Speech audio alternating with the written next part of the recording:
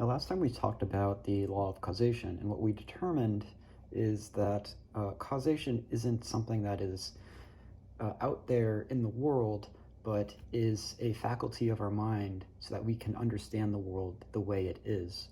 It's kind of a virtual layer on top of what we might call reality. Or said in another way, there's no universal law that exists outside of us that is causally determined, but instead we interface with the world in such a way that we presuppose cause and effect. If we didn't have cause and effect, we wouldn't be able to understand the world or grasp it at all. We wouldn't have any sciences. We wouldn't be able to go about and navigate our day-to-day. Now, one of the topics that often is linked with causation is the argument of free will.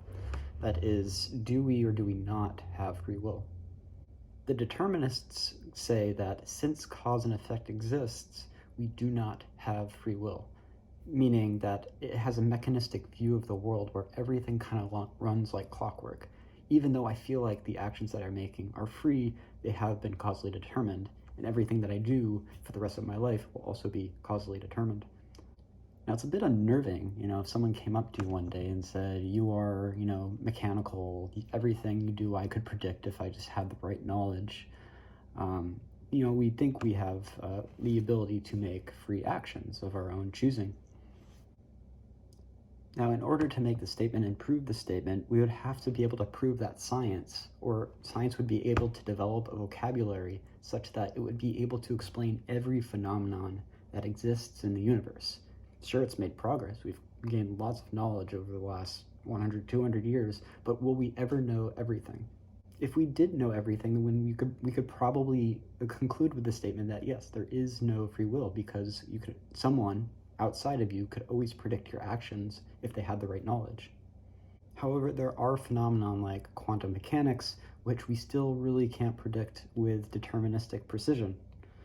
And over the last 70 years, artificial intelligence has not achieved general intelligence yet. Sure, it can play a good game of chess, but it can't have a nice conversation with someone yet. But the real question is, will we ever get there? And I don't think anyone really knows the answer to that question. If you look at it from a philosophical point of view, knowledge is basically concepts that we store as language and that we refer onto the world so that we can navigate it properly.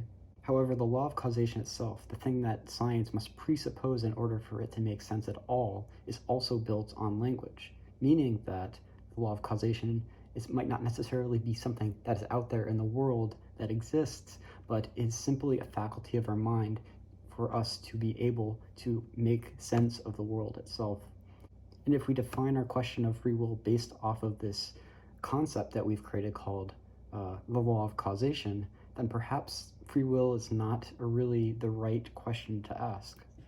Perhaps language has been really a simplification of how we understand the world and doesn't represent the world itself. So the question is there a way to get to immediately to understand the world? So to sum it up, the deterministic argument is that we can use the law of cause and effect, or a way of understanding the world, to have complete information of the universe. However, this hasn't really been proven yet. There's lots of things that we don't understand. If we did come to the realization that we did understand everything, then possibly free will is an illusion.